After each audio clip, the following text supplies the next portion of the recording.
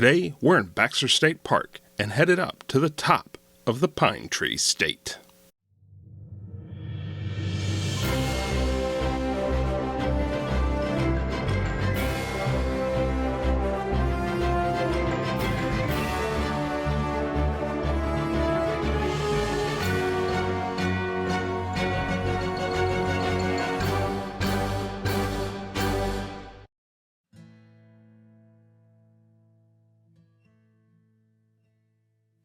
Hi, I'm Skye Marthaler. Welcome to Rooftops of America. Today we are in the North Maine Woods and headed up to the highest point in the state. But before we start this adventure, take a moment and click that red subscribe button below and the bell icon next to it for all the latest Rooftops of America updates. Located in Piscataquis County in northeastern Maine, this mountain is part of the North Maine Woods, one of the largest contiguous blocks of undeveloped, minimally managed land in New England. The mountain is the king of the landscape, towering over the dense woods and lakes that make up its domain. Katahdin is technically part of the larger Appalachian range, but in many ways it's sort of its own special thing. It's a monadnock, an isolated peak set apart from its parent range. This mountain, due to its formation, physical features, and condition, has fascinated geologists for as long as they've been studying it. If you look down from above, Katahdin gives an appearance as a former volcano. While that assumption is false, the mountain was formed by magma forces. It is a pluton, a massive block of granite formed below the surface and forced up. This mountain is actually a particular type of granite intrusion, though, known as alacholith. Alacholith is a rock formation created underneath Earth. It's basically a dome with a flat surface fed by a channel of magma. Picture it as a giant granite mushroom. And about 400 million years ago in the Akkadian orogeny, this structure was pushed up when the Avalonian plate collided with the Laurentian plate. The force of that collision brought to the surface this giant massif of rock that rose to a height over 15,000 feet. In the millions of years since, over 2 miles of material has been worn away by wind, water, and time. What we see today is a remnant of a giant, lonely mountain. The most recent geological activities that shaped this peak into its current condition were the massive glaciers of the ice ages, whose work and debris can still be spotted on and around the mountain. Biologically speaking, Katahdin is the second largest alpine environment in the eastern United States. It's also the largest alpine and subalpine environment here in Maine. As you'd expect, this place is biologically rich. The diverse and varied terrain is home to a wide variety of rare plant and animal species, some found nowhere else. As a mountain complex, Katahdin is home to 5 distinct peaks: Howe, Hamlin, Pomola, South, and the one we're most concerned with, Baxter. These peaks range in elevation from 4,704 feet to the acme of Baxter at 5,269 feet. The one constant, though, in this area has always been the mountain. It looms large on the horizon. It rises above everything else by thousands of feet and is easily the most dominant geological feature you're going to find here. It's really easy to wax poetic about this peak, and it is a sight to behold.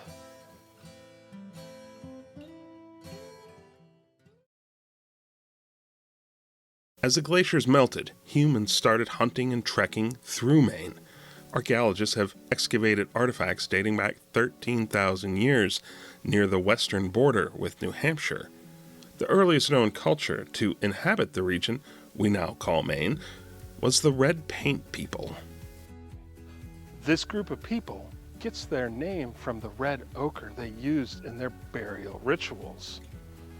The red paint people were a water-focused group with their settlements basically along the rivers and the coasts. Knowledge of them is still pretty scarce, but there are a few things that archaeologists have been able to determine. There is evidence they hunted swordfish and had trade networks ranging thousands of miles, and it's known they had elaborate burial rituals. Beyond that, the red paint people continue to be a fascinating and enduring mystery. By the time Europeans started to arrive, the tribe living in this area was the Penobscot people, part of the larger Algonquin-speaking Abenaki Confederacy. The mountain was very significant to them. Due to its height, they named it Katahdin, meaning the greatest mountain. To them, it represented the beginning of life and spiritual enlightenment, but it was also a place to tread cautiously. Anyone who climbed to the summit faced the wrath of Pomola, a gigantic bird-like creature who lived there in the winter.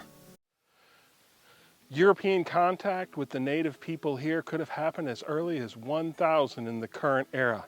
There's this story about Leif Erikson and 30 Vikings that they sailed along the coast of Maine and tried to establish a settlement here. This is highly debatable, and archaeologists have never discovered a location that would be able to be linked to those intrepid explorers. In 1497, Giovanni Caboto, also known as John Cabot, had a simple plan to reach Asia by heading west. He would sail from a more northerly port westward until he arrived in Japan. Unfortunately, an entire continent was in his way. He arrived off the eastern coast of Newfoundland, the first recorded European to sail along the coast here since the Vikings. While mainly seeking riches, he did note some of the potential commodities, to include the incredible fishing banks, something of particular interest to his crew of Bristol seamen. Cabot returned again in 1498, this time sailing further south along the coast, arguably even to Maine, but while he never reached Japan, his voyages gave the English a claim in the New World. It wasn't gold or fur that first brought Europeans to this part of North America, but fish, and one particular one at that, the cod. Once word got out of the incredible potential of the fishing banks here, fishing fleets from Portugal up to England started making the journey across the ocean to fish these waters. And the New World fishing industry soon became an incredibly profitable enterprise. While Cabot and the others after him sailed along and charted the coast, it wasn't until 1524 when the Portuguese explorer Estevão Gomes, while sailing under the Spanish flag, explored and recorded the interior. Gomes sailed up the Penobscot River to the site of modern-day Bangor. While the Spanish didn't stay, Gomez's voyage and his descriptions allowed for the first accurate portrayal of the North American coastline from Florida to Nova Scotia. By the turn of the 17th century, the cod fishing off the coast of North America was some of the most important in the world. Cod was a prized commodity. It tasted great. It was easy to cure, and once properly cured, could last for years. European fleets were making regular and annual trips to these shores to fish for cod. But other than setting up a few temporary fish processing camps to get their catch ready to take back, there was no attempt ever to set up a permanent settlement. European settlement in this region proved challenging. The first to make the attempt were the French. In 1604, they built a short-lived settlement at St. Croix Island, which, by the next year, was moved to the Bay of Fundy, what is now modern-day Nova Scotia. Despite the short duration of the settlement, the French used it as their claim to Maine in years to come. In 1605, George Weymouth sailed along the coast of Maine under the guise of searching for a northwest passage to Asia. In reality, he was scouting areas for potential colonies. Weymouth documented the resources and land he encountered. He also made contact with the Abenaki, the first Englishmen to do so. For the next several weeks, Weymouth and his men treated with the Abenaki people. But as he got ready to leave, things would take a dark turn. To further interest and gain more financial investment, Weymouth and his crew kidnapped 5 Abenaki men and dragged them back to England. When Weymouth returned to England, he paid a visit to Sir Ferdinando Gorges. Gorges had been an investor in Weymouth's earlier explorations and was seeking a new endeavor to occupy his time. Weymouth and the kidnapped Abenaki's descriptions of Maine convinced Gorges to sponsor a colonization effort, and he soon recruited John Popham, the Lord Chief Justice of England, to the cause. 2 years later, the English made an effort to colonize North America. King James I issued a charter to the Virginia Company to establish 2 colonies. One location was in Virginia, which became Jamestown. The other was here on the coast of Maine. This effort to be led by George Popham, John Popham's nephew. In the late summer of 1607, George Popham arrived with 2 ships and over 100 colonists. They established a settlement on the mouth of the Kennebec River, near modern-day Phippsburg. They constructed several buildings on the site, but by December, things were starting to turn dour. Winter was quickly approaching, and food was scarce. Half the colony packed up and headed back to England. The situation actually worsened in February of 1608 when George Popham died. As the chief financial backer of the colony, his death put things in a precarious situation. With the winter being much more difficult than expected and just dragging on, and surrounded by hostile natives and worries about resupply, the colonists made the decision to abandon Popham Colony. About a year after they arrived, they packed up and headed back to England. While Popham Colony was a failure, it did leave a legacy. The lessons learned here proved to be invaluable for the Pilgrims only a few years later when they established Plymouth Colony in Massachusetts. There was also another first, a bit of foreshadowing. When the colonists departed, they did so in the first ship completely built in North America, a vessel named the Virginia, an early sign of Maine's illustrious shipbuilding industry to come. Despite the setback, there was still interest in colonization in New England. In 1622, King James issued a large land grant to Ferdinando Gorges and Captain John Mason. The men split the claim, with Mason taking the west and establishing the colony of New Hampshire. Gorges took his section and established the province of Maine, also giving the future state its name. English settlement in Maine was always a difficult prospect. Of the many attempts, only a handful ever survived, let alone thrived, and even those would struggle. This was a remote, wild place, and it had short growing seasons and a long, harsh winter. It took its toll on people.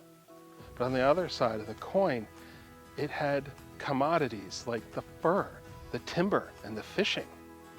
And those made this place a prized possession. And during the 17th and 18th century, it became the center point for multiple conflicts. From 1675 to 1759, Maine was a central battleground for French, native, and British powers. 6 wars were fought here over who would have the final say. These conflicts were devastating for the people living here. Both native and European communities suffered raids and attacks, with countless men, women, and children wounded, killed, taken prisoner, or sold into slavery. Along with this, the tribes that made up the Abenaki Confederacy were also racked with disease, facing starvation, and dealing with social and cultural disintegration. They were constantly walking a razor's edge and trying to maintain their autonomy, their identity, and hold on to their land. from the encroachment of the Western powers. British fortunes in Maine waned in the 17th century, the French and their Abenaki allies all but forcing them out by the latter half of the 1600s. While this was a setback, the British refused to relinquish their claim, and conflicts continued to erupt as they tried to re-establish their presence. Throughout the 17th century, Maine's status as a colony often fluctuated. There were multiple charters issued by the Crown, and there were multiple claims made by individuals and even other colonies. But finally, in 1691, Maine truly lost its independent status when King William issued a new charter to the colony of Massachusetts. And in it, Maine was included in its entirety, now listed as York County. That meant Katahdin would now be the highest point for the Massachusetts colony and later the Commonwealth for the next 129 years. Maine may have lost its independence, but its legacy of conflict still raged on. By the middle of the 18th century, the French and Indian War raged across eastern North America. While Maine had been a contested battleground in previous conflicts, in this war, it remained relatively quiet. Most of the fighting focused around controlling the Ohio Valley out west. Maine did build some fortifications on rumors of potential French incursions, but little action took place here. And the Native Americans actually withdrew from some of their lands in order to avoid further bloodshed. Ironically, this withdrawal actually increased tensions after the war when European settlers moved into what they considered abandoned land. In 1763, France signed the Treaty of Paris, ceding all claims to Maine. With the French threat gone and the Abenaki presence dwindling, Maine's population began to grow. This growth was actively encouraged when the Massachusetts colony started offering free 100-acre lots to anyone willing to settle here. In 1763, the population numbered about 24,000 people, and by the end of that century, that number had risen to 150,000. Peace wasn't to last, though. In 1775, the American colonies entered into open revolt against the British Crown. And Maine, with its long, lonely coastline and remote location between Quebec to the north and New Brunswick to the east, made for a tempting and easy target. It was the coast that bore the brunt of the conflict. American patriots raided several ships in the Machias River in June 1775. The British responded by burning the port of Falmouth. Other raids followed. In the interior, Maine served as the launching point for Benedict Arnold's ill-fated expedition to invade Quebec. In 1779, the British invaded and seized the eastern half of Maine. They established the colony of New Ireland. 1 month later, the Americans responded with the Penobscot expedition with the intent to drive the Redcoats out. This was a substantial force. It included 44 ships and crew, 1,000 Colonial Marines and militia, and a 100-man artillery detachment. It was the largest naval force of the war, organized to retake the mid-Maine coast. Over 3 weeks from the end of July and August, American-British forces fought each other near Castine, Maine. Poor command and control plagued the American force, and the arrival of a British fleet from New York forced the American fleet up the Penobscot River, where it was destroyed. The American survivors were forced to retreat, and with minimal equipment and food, had to make a long overland journey back to friendly territory. The failure of the Penobscot expedition would be the worst defeat suffered by the U.S. Navy until December 7, 1941, at Pearl Harbor. With American forces unable to mount a successful campaign against the British invaders, the British, in turn, were free to continue on with establishing the colony of New Ireland. For 4 years, this part of eastern Maine was back under the purview of the Crown, and Katahdin served as its highest point.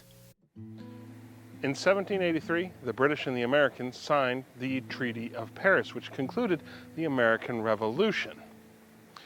The Americans received a vast chunk of territory, stretching all the way to the Mississippi River. The treaty also included the land that had been lost up here in New England when the British invaded. But what it didn't do was establish a clear boundary for the north and eastern borders of Maine. During the War of 1812, the British once again seized Maine territory and re-established the colony of New Ireland. This time, it was a much smaller area. The state of Massachusetts proved unable to defend its far-off northern territory, leaving many of the residents here feeling resentful and abandoned. At the conclusion of this war, with the signing of the Treaty of Ghent, the borders between both nations were once again reset to their original lines. Unfortunately for Maine, though, that meant its border with British Canada still remained unsettled, and it would be that way for the next 2.5 decades. But one thing had been settled for residents living in the District of Maine, and that was a desire to control their own destiny and to push for statehood. Maine's road to statehood wasn't without challenges. Multiple attempts were made after the American Revolution, but internal politics between Maine merchants and farmers stifled these efforts. As decades went on, Maine continued to develop its own character, separate from Massachusetts. Gaining statehood was never easy for Maine, and the final hurdle almost proved to be too much. In 1820, Maine's statehood was tied to Missouri's, along with the expansion of slavery in the country. Maine was to be admitted as a free state, and Missouri as a slave state, in order to maintain the balance of power between free and slave states. It was a double-edged sword. While Maine, like pretty much all the national economy, benefited from the institution of slavery, for the residents living here in the district, many were opposed to it. It was such an ethical dilemma that when the vote for statehood came up, 5 of the 7 representatives from the District of Maine voted against it. In their minds, it was a clear choice. It was better to oppose the expansion of slavery than to achieve the opportunity to become a state.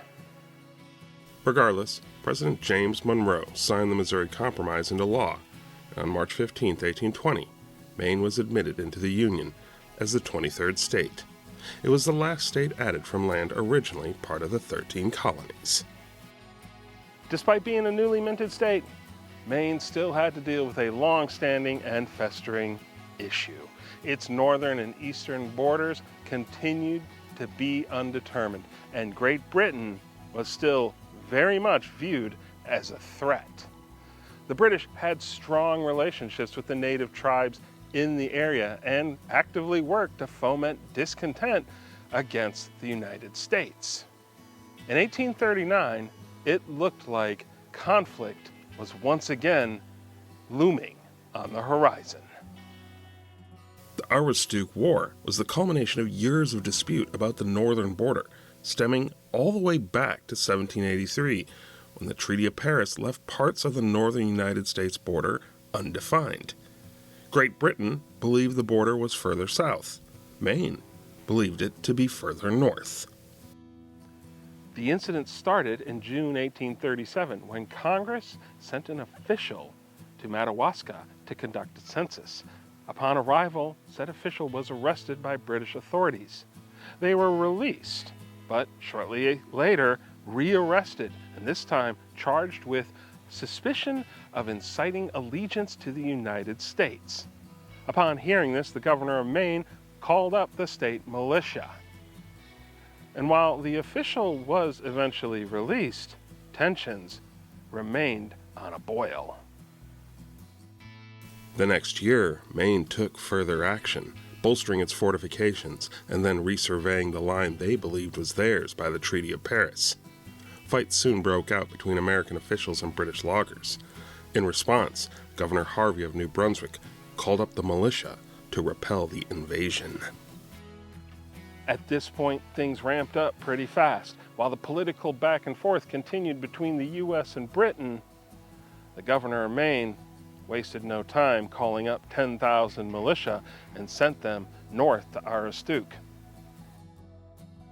Meanwhile, Congress authorized the president to call up 50,000 men and appropriated the budget to do it.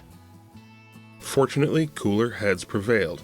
In March 1839, General Winfield Scott arrived in Augusta and took on the role of peacemaker, negotiating with key parties on both sides. By May, the militia was withdrawn and sent home. In 1842, with the signing of the Webster-Ashburton Treaty, the border of Maine was finally settled. Despite this, Great Britain continued to be viewed as a looming threat, and Maine built Fort Knox, the largest fort in the state, at the narrows of the Penobscot River. The borders may have been set, but this part of Maine was still a wild and rugged land. Even today, the North Maine Woods is a sparsely inhabited region, with one of its counties meeting the standard of Frederick Jackson Turner's definition of frontier country, with 6 or fewer people per square mile. The first white settler in the Millinocket area was Thomas Fowler, who arrived and established a farmstead in 1829.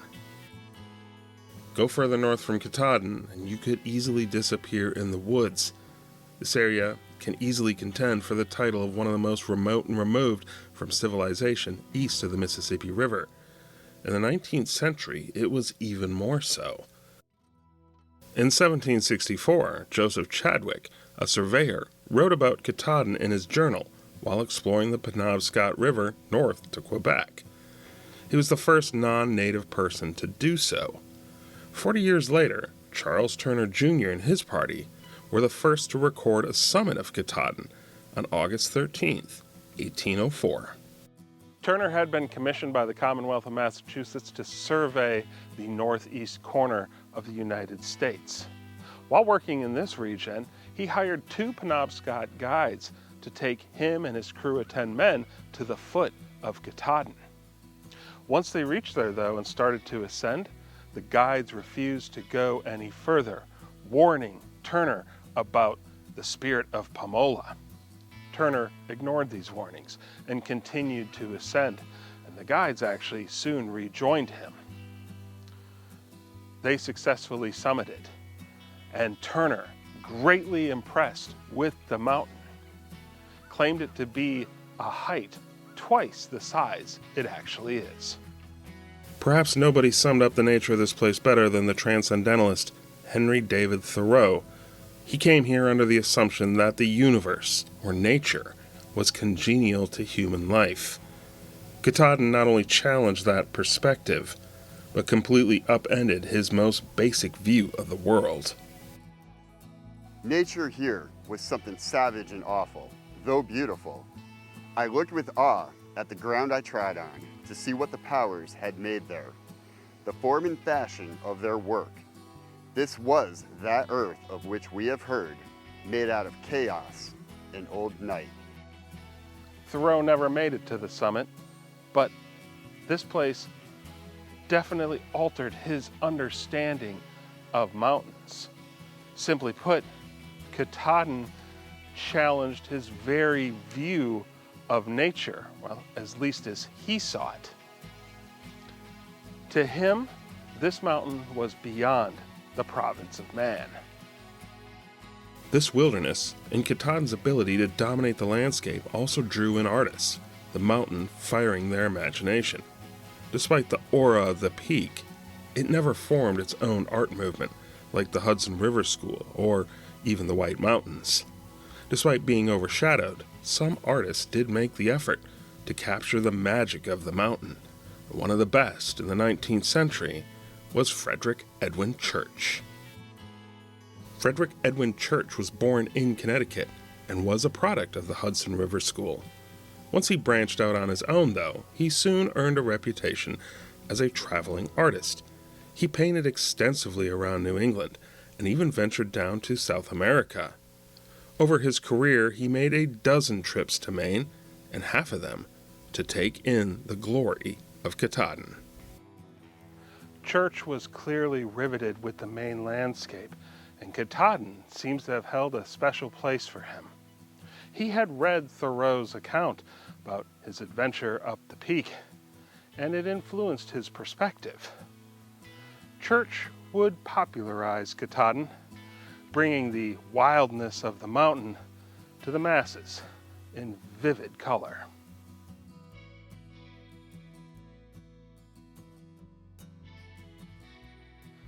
Fishing may have brought the English to these shores, but it was logging that made them stay. Logging in Maine started early, with the first timber being cut on Monhegan Island in the early 17th century. By 1634, the town of South Berwick had its own water-powered sawmill, and 50 years later, there were 24 across the entire colony. In the beginning, logging was constrained near coastal and river areas due to French and Abenaki presence in the interior. The most prized tree was the eastern white pine, these massive giants towering as high as 200 feet. They were ideal for the masts needed for shipbuilding.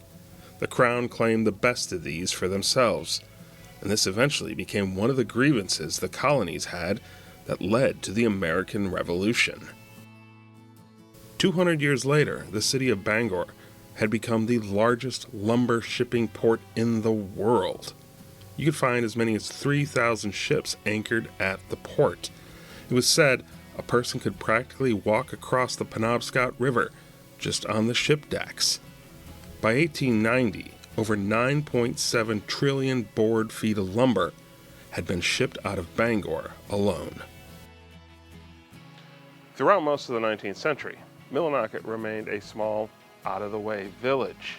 But things changed in 1894 when the Bangor and Aroostook Railroad passed through here. Now there was a newer, easier way for people to get here and to ship commodities. The railroad would spur Millinocket to new heights. Millinocket bills itself as Maine's biggest small town. The name is an Abenaki word meaning many lakes, a fitting appellation considering its location. With the railroad in place, the town was transformed. Even without high-quality timber, there was still enough stands of trees for pulpwood. The Great Northern Paper Company in Millinocket produced its first roll of newsprint in November 1900. The company eventually grew to be the largest mill in the world. At its height, it turned out 240 tons of newsprint a day. With its success, Millinocket boomed, the town growing in population to 5,000 people by 1911. Throughout the 20th century, the mills in the area brought good jobs and prosperity. The good times wouldn't last, though. In the 1980s, the Great Northern Paper Company started to lay off people. And over the next 2 decades, ownership of the mill would pass through multiple hands, and paper production dwindled. By 2008, the mill finally closed its doors. The axe and the saw took its toll on the land. Thoreau himself took note of the devastated forest during his trek through the area in the mid-19th century. It only got worse as time marched on. Of the 18 million acres of Maine forest, only 10,000 remained that would qualify as old growth, about 1/2 of 0.1%. Today, Maine is the most forested state in our entire country, with 90% of its land covered in trees. These are different types of woods, though, than what you would have found here in the colonial period. They're working woods, where the trees are regularly harvested by the logging industry, still a key part of Maine's economy. Even before the mill closed, the area was already seeing a transition, one more focused on recreation in the outdoors. In the early and mid-20th century, the North Maine Woods started to lean more on its reputation for its incredible fishing and hunting opportunities. Outdoor and sports camps got their start in the 1870s, usually by entrepreneurial loggers and teamsters who had guiding and hunting skills. Guiding adventurous-minded folks coming up from the city was a good way to make a few more dollars. And these camps were a rugged alternative to the more refined experience you'd get at resorts along the coast. As the 20th century turned into the 21st, Millinocket continued to reinvent itself, with Katahdin taking center stage. The town now serving as a gateway to the incredible recreation opportunities provided by its lakes, rivers, and the mountain. Throughout the centuries, this peak has captivated the imaginations of people far and wide. But in the early 20th century, it would enthrall an individual who would change how this peak is viewed to this very day. His name?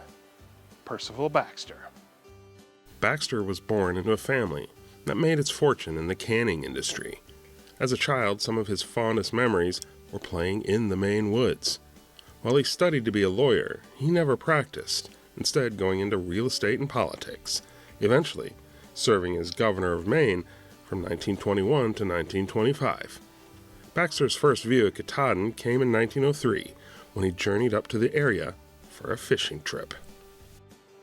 There was already a push by the end of the 19th century to bring in more tourists by turning this area into a state park. And in 1911, there was a drive to make a national park here, but neither effort came to fruition. In 1916, Percival Baxter would put his own shoulder into the park effort. In 1920, Baxter would lead a group of his fellow Maine politicians up to the summit of Katahdin, and he took them across the knife edge. It was Percival Baxter, more than any other person, who shaped Katahdin into what we enjoy today. In 1930, he made his first land purchase around the mountain, buying 6,000 acres from the Great Northern Paper Company for the price of $25,000. Over the next 32 years, Baxter made 27 more purchases from various landowners, eventually acquiring over 200,000 acres of land. Baxter never intended to keep the lands he purchased. He immediately turned around and donated them to the state of Maine, with the stipulation of creating a state park that would be forever wild. And to help make this a reality, he also donated $7 million to be put into a trust to care for these lands. Baxter State Park is a unique entity in the state these days. It's independently funded and managed as a large public trust by the Baxter State Park Authority, and it still adheres closely to Percival Baxter's mandate that this place is to be forever wild. While Katahdin holds a special place in the hearts of Maine's people, to the hiking community, its fame is tied into the fact that it's the northern terminus of the legendary Appalachian Trail. Its designation as this point actually happened fairly early in the trail's history, in 1933, just 2 years after Baxter's initial donation of land. 281 miles of the Appalachian Trail wind through Maine, and Katahdin makes for a fitting capstone for hikers concluding that epic journey. But even then, it is not easily reached. Prior to reaching Baxter State Park, northbound through hikers must trek through the 100-mile wilderness, the most wild section of the trail. Before you even set foot in Baxter State Park, there is some red tape to deal with. You'll need permits and passes to be able to camp or hike in the park. More information can be found on the website about these requirements. In addition, if you are day hiking, you'll want to get to the front gate in a timely fashion, as a line to enter starts to form early.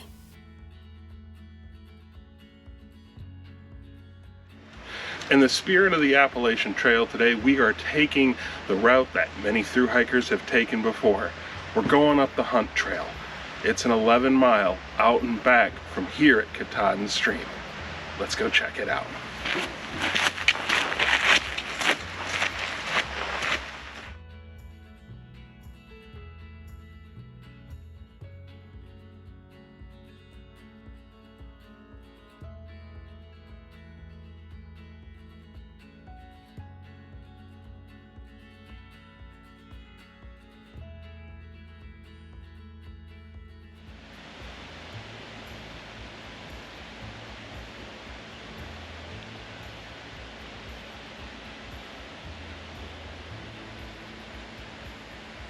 The first part of the hunt trail is actually pretty nice.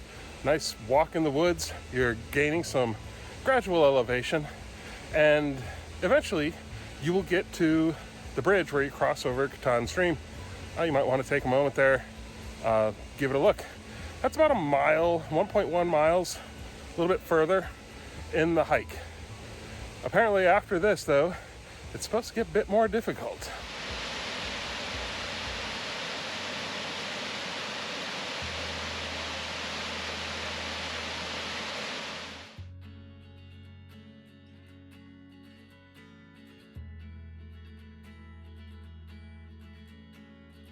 After Katahdin Stream, the crossover, and once past Katahdin Falls, you'll go up a long natural ladder, or not ladder, natural staircase, so to speak.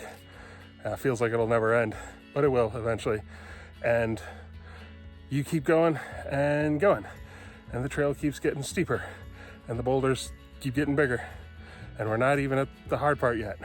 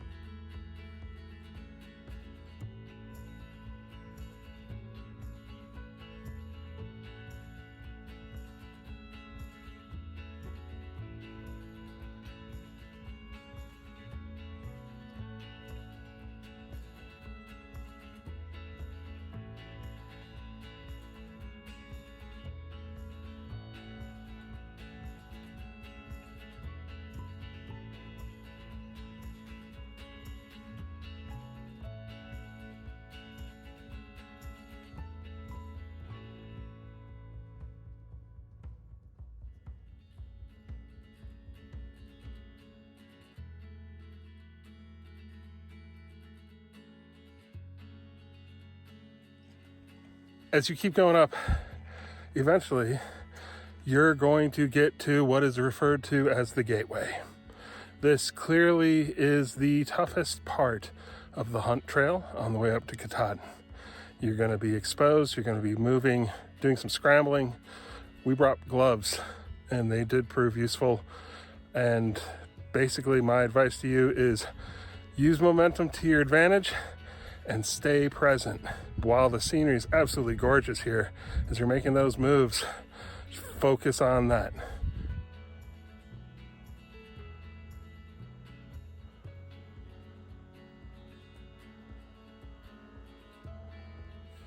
Once you get through the gateway, you're gonna come up a little bit more and you go over your first fall summit.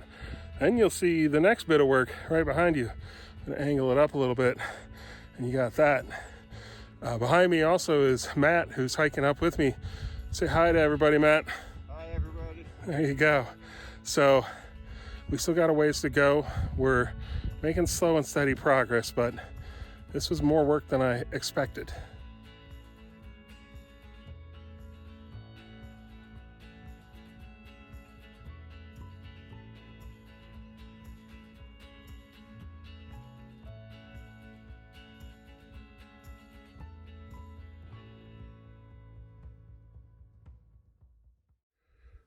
Once you get up the two falls summits, you'll come out onto a tabletop type plateau, and you can actually see the summit of Katahdin, Baxter Peak, behind me. It definitely levels out. There's still a little incline at the end, but you've done all the hard work at this point.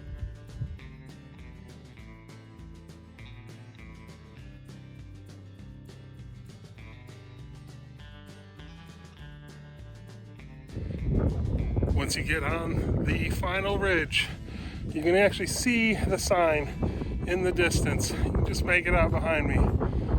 It's just a couple hundred more meters, and you're at the very top of Katahdin.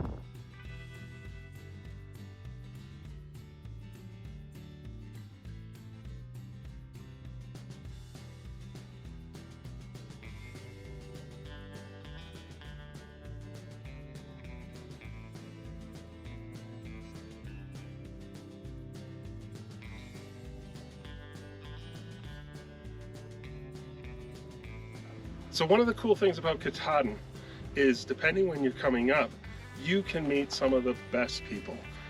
If you come in later in the season, there's a good chance you are going to encounter more than a few thru hikers, especially if you go up like the Hunt Trail. Take a moment and talk to them. When we got to the summit, we didn't meet thru hikers, but we did meet two awesome people that have done some pretty cool stuff. Michael is 71 and has been up this mountain a dozen times. And Amanda here, this is her 4th time up, but has come up every single trail. Congratulations, guys. You're an inspiration. Thank you.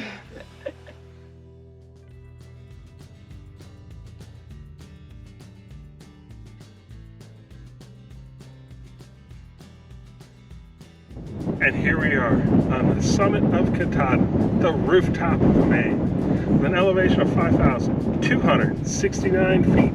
This is the 22nd highest state high point in the USA. I'm Skye Marthaler. Thanks for joining me on Rooftops of America. Before you go, leave a comment and click those like and subscribe buttons below. And I'll see you soon.